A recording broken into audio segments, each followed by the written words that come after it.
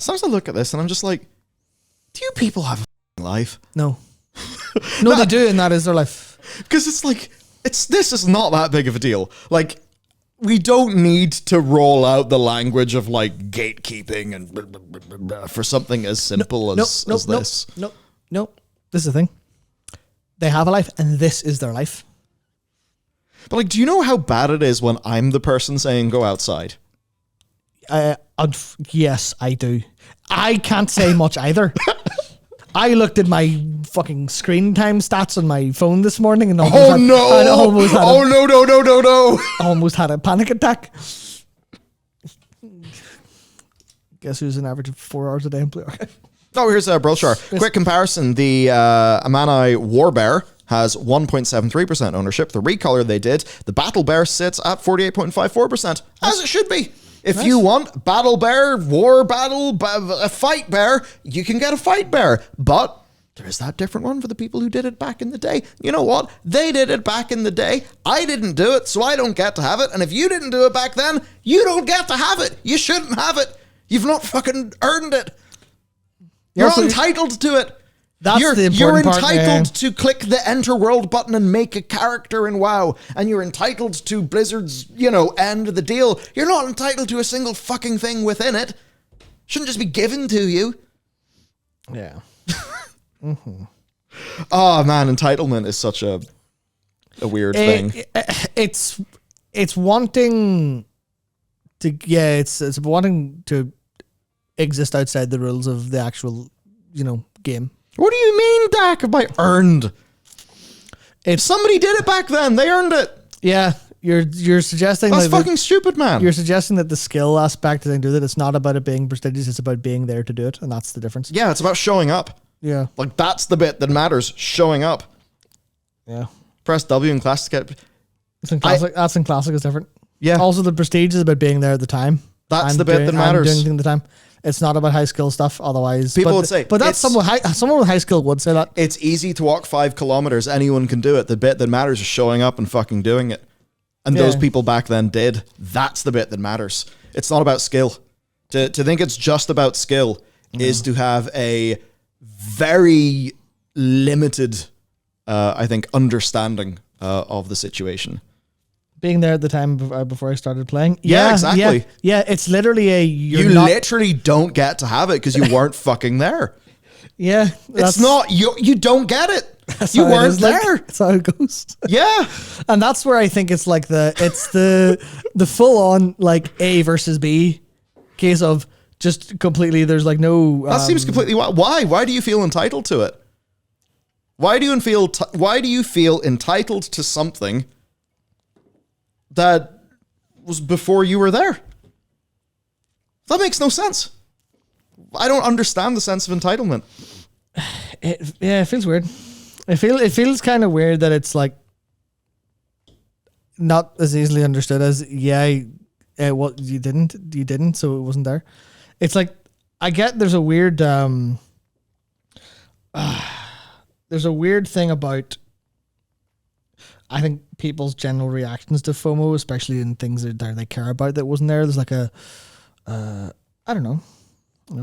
I don't know if it's like entitlement's maybe not the best word because there's a lot of there is a default like I should be able to have this thing. Yeah. But I struggle to see the reason why one would believe that they should be able to have that thing. Yeah, it's a case of like I don't look at the Hand of a Doll title and go, well, I should be able to get that now.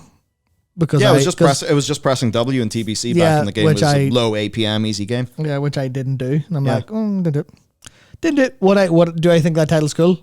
Yes. Why do I think that title's cool? Because I can't have it. And why would we change the principle for a title or amount? Yeah, that's the I guess the thing. It's like cut through. Changing the rules of a world like that's a little bit kind of scuttlebutt. Entitlement would be let me have this for free. Yeah, but if it is free because you just W it or what's Trader Standards basically free. You can reduce anything, especially in order boosting exists. So you can reduce skill out of any equation as well, which is kind of awkward when it comes to the kind of actually muddling through the stuff. Yeah, and it kind of makes it harder to do things that are special. Yeah, that's that too. That's the dark part. It's not even like it's. Do I immediately use a Blue Archive example? Let's go for it. So they added titles to the game in just in the new patch, and there's a title that I very much want in the Search of the Hidden Ruins, and I can't get it because it's in the current event, but my level is too low because I cannot level from 55 to 85 in time and get a squad good enough to do the last 2 challenges I need to. It is literally impossible for me, and that kind of annoys me a little bit. And you know what my response is? My response is, oh well, that sucks. Get the next one. Yeah, I'll get every title fucking that goes after as long as they're not too quick. But I'm like, I am if it does an event rerun, it won't have an event rerun, I imagine, with the actual title available again. Because that's not how the reruns. I'm like, if it does, nice. If it doesn't, yeah, and like the whole, getting it from challenging content. Yeah, but that's not the point. Yeah, not of this one anyway. Yeah, because this is a temporal issue. It's literally a temporal issue. Want something new, not something old. Yeah, and like, the point is, it was that thing from that event from that point of time. That's what it's from. If you kind of crack the seal on that, like say with Hand of Adele, then it's just everything sort of begins to be very homogenized, right? Yeah, I see people talk about FOMO, and I think that's it. Where like there's FOMO, you have to go do this now, and that's an intentional part of design that feels a little bit like a dark pattern in a sense, because you can do that with like get this thing now, but there is a point where it's not FOMO open brackets bad close brackets, it's FOMO open brackets natural design. So I don't think you could. The fear of missing out is like, well, yeah, you can fear of missing out everything at all times, and actually having a fear of missing out is a pretty what's the fuck? I've been trying to find this word all fucking evening. I can't figure it out. But it's kind of like it's a having FOMO is a bit kind of feeling FOMO at all is kind of dysfunctional in a way. Not literally, but like too much of it can feel a little tiny bit dysfunctional, I think. Because like, yeah, you're going to miss everything. It's what is life? A series of choices. So that's and for every choice you make, there's one you don't make. And that like kind of boils down to this where you're like, yeah, you weren't there. It's kind of, that's a choice. So to Ackroyd saying the design philosophy thing, World of Warcraft should first be designed as a secondary world. This would be a different, discussion if you were talking about, say, like some, I don't know, like challenge-based, like regular video game, right? But like, actually, your ability to, what's the right word? You have shared my inability to think of words. Scarcity matters, and it kind of does. And some of that scarcity is, were you there or not? It's like a temporal thing. So if you want World of Warcraft to feel like a virtual world, right, a secondary world, then there are aspects of the real world that are going to exist within World of Warcraft. But obviously, because it's a game, World of Warcraft's providing people with, I suppose, a way that they can, cooperate, succeed. So, something like, say, Scarab Lord.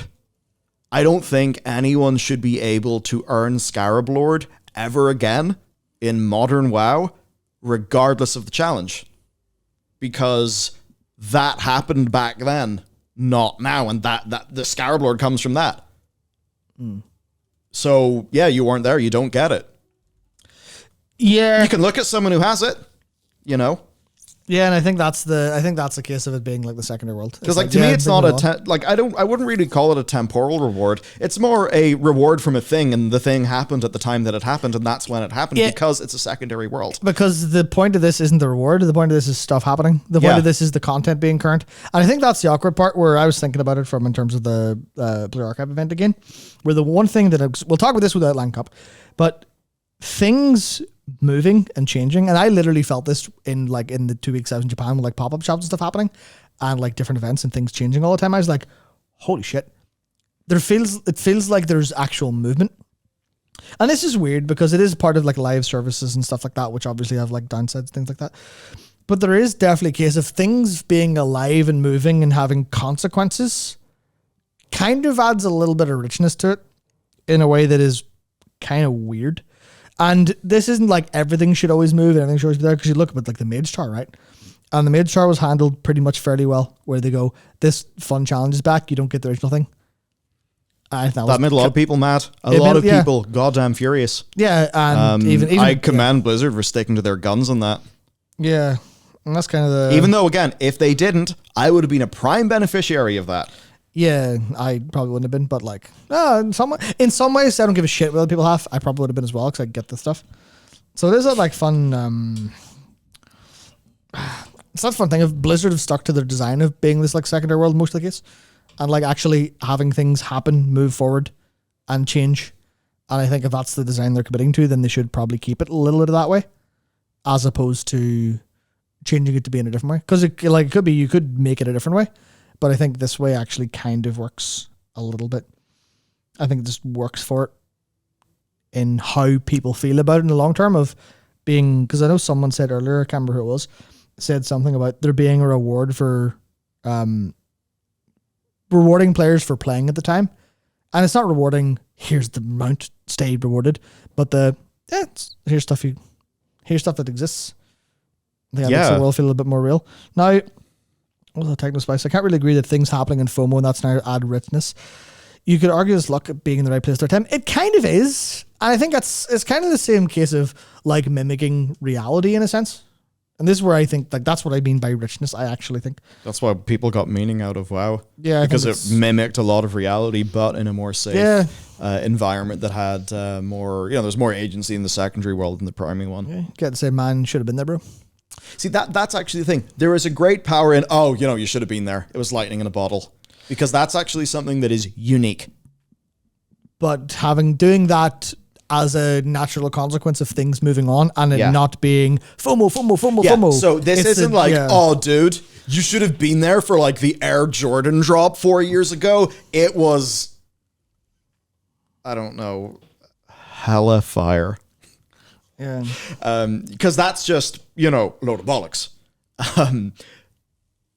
What's different is like, is this a sort of a natural thing that happened? I guess it's, if it's like these, say limited drops or just like a money thing or whatever, as we talk about FOMO now, and I guess this is permeated into a lot of the culture that we've been talking around in today's show, from earlier on, different to a sort of a natural moment. That's the natural, you had to be there, such as, Scarab Lord. Such as Hand of Adal. Because if you can get Hand of Adal, but without actually having been there, then it doesn't mean anything anymore. Yeah, and I can see a whole bunch of like people bring up different examples of like different things that aren't or are available and aren't available. And I think it's fun because like the black market auction house is a fun example because that is clearly something that breaks the rules, and it's designed in a way that it breaks the rules, and it breaks the rules in a very limited capacity. And obviously there's downsides to how it does that, but like, is that not kind of like a characterful way to do that? This is a black market. Well, whereas that in the sense of world building, is that some shit stolen from an adventurer who was there at the time, and you're buying it for $1 million fucking gold? And that's where you go, well, if you ignore or not ignore, but if you think first about that part of it, then you go, oh, that's kind of cool actually. That's kind of neat. Same with like it's a little bit different with the tier 3 and Nax is kind of an awkward kind of one.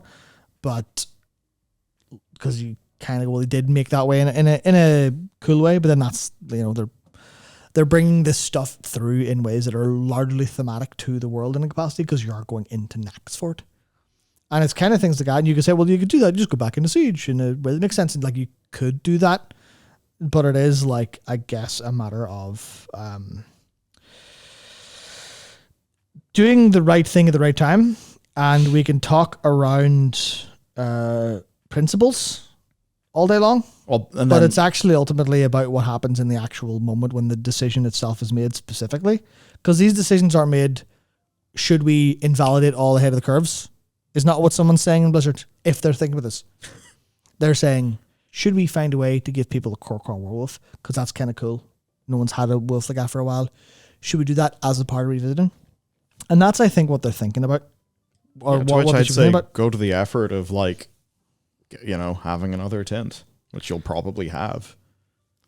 Yeah, so it's like with the battle bear versus the war bear. Yeah, Like the Battle Bear and War Bear is basically the example of how to do it. Yeah, well, that's what I mean. I think that's what the kind of the conversations about should we bring stuff back ends up coming from that sort of perspective. Yeah, even like example, foot of Nadal. Sorry, foot of Adal. Yeah, not hand of Adal, but give us foot of Adal. Or the other hand of Adal, like I think that stuff is like that right hand side man of Adal. Yeah, like that's not the same. It's an homage to it. I think that's kind of interesting. Like Spectral Tigers. Spectral Tigers is a good example of that. Scarab Lord. Scarab Duke. Scarab Earl. Oh my god, Scarab Earl is so lame. But like what do you call it? What do you even just say? The Spectral Swift Tiger. So the Spectral Tiger, right? The Spectral Tiger is one that's culturally known for being special, so it gets the exception. Yeah. That's it. That's the decision made because that's the point. I think it's kind of the stop thinking in literals and absolutes and principles and start thinking more about impact and experiences and like realities in a way. I think it's kind of this where we could talk about the actual, well, what's the cold hard logic of this, and this apply to everything. And you're like, that's valuable to think about and understand, but you also have to understand all the emotionality and feeling on top of it, and all of the smaller things, because those are the parts no one's actually thinking about. It comes down to waiting. It comes down to waiting. Whether you do A or B is, let's just create a false reality where it is like a literal binary choice. You do A or B. The output of that is binary, but the thinking behind it is a weighting. So if, on a scale of 0 to 100, and 0 is A, 100 is B, and ultimately your weighting comes out at 58, well, you're going to go with B. Now, somebody could think that you are, 100% B. You're not. It's either this or that, but your actual thinking, your own position and sort of reasoning through it is a weighting, not a binary thing. And I think that's probably how so much devolution of discourse occurs. Devolution of discourse is a good way to put it, yeah. It ultimately ends up being like that. That's why that's why it's difficult to...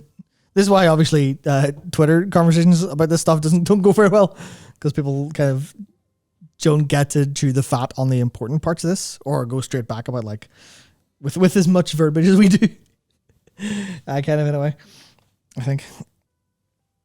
So I think we've talked this to death, to be honest. Don't know if there's much else to say about it. No, it was strange when it happened. I guess I looked at it and thought, interesting, there's...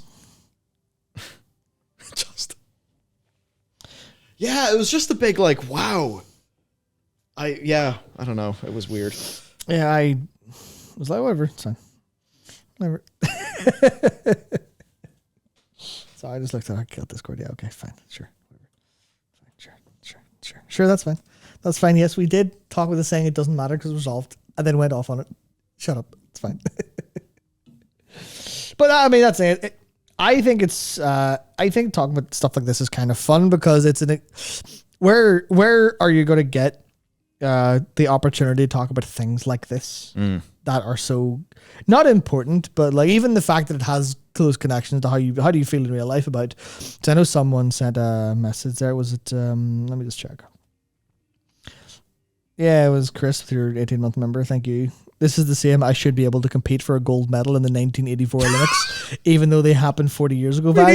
We need Olympics time walking. Yeah, and you're like, you can easily see how someone hears that and goes, well, obviously, that completely makes sense as a feeling of that. And you're like, yeah.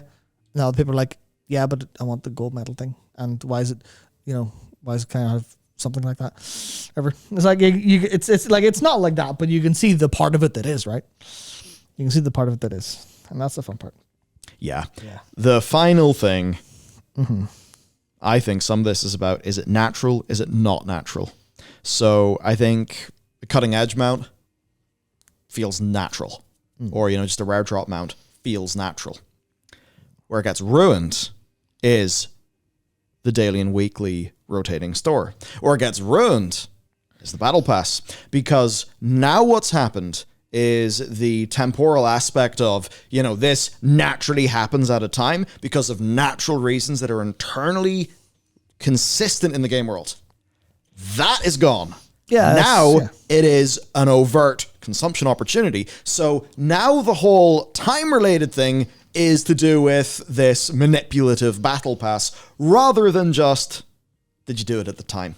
So I think as with a lot of these things, we are going to be rooted in an older experience, an older generation of playing these games where the reward psychology wasn't as pumped up as it is right now, where we didn't have battle passes, we didn't have daily rotating stores or any of that junk. So the reward actually felt like a reward that, you only got from doing that thing, because the idea of, doing generic things to fill up a battle pass to get a reward didn't exist, right?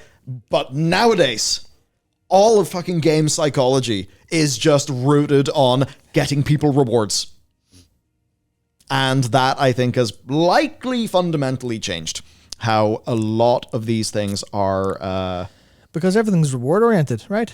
Because artificial digital scarcity is dumb. It's a fucking mount. It doesn't matter if it's scarce. It's not like, oh, well, sorry, we ran out of mounts, trying to allow one. It's just, you don't get it. Like, I get, obviously, I'm being a little bit dismissive in how I say that. But the reason I say that is because literally the prospect of, this is now talking about the scarcity of resources, like the resources themselves are important and not emblematic of an experience. Because to me, ultimately, the point to me is, I nearly started laughing there because I kind of realized what I was thinking. And it was, the ultimate part that's important is, it's not the principle, it's the outcome. Because the outcome is the only thing that actually ever matters. Realistically. So it's about the outcome. What's the outcome? Everyone feels good. Everyone felt good but people feel good about the wolf and about their achievements. All the people don't feel as good about it. What's the outcome at the end of the day? Will more people be like, I like having the big world that feels like a decent emulation of reality?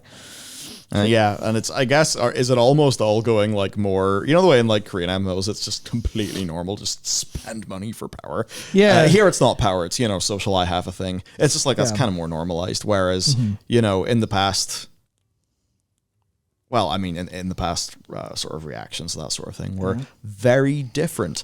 And I think the malign forces of the market have changed what rewards actually are in video games. And because what a reward fundamentally is kind of different now, that just kind of changes everything. This changes everything. Yes, we play video games because it emulates reality. That's why. Yes, literally. World of Warcraft is a second world. It's an MMO. It's literally you're living a life inside a different world with a different set of rules. And obviously, there's an awful lot of set of rules that work the same. And there's bleed in from reality with money, with RMT, and with social values and people who actually being alive and stuff. That's why a lot of people don't want RMT.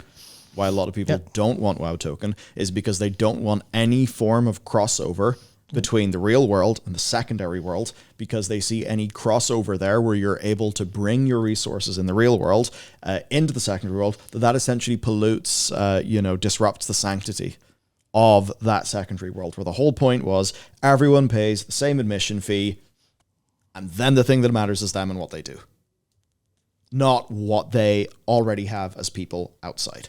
Yeah. The idea that, your big highfalutin CEO with all the money in the world can still be fucking ganked by Asmongold, before he's like a big, famous multi. Yes.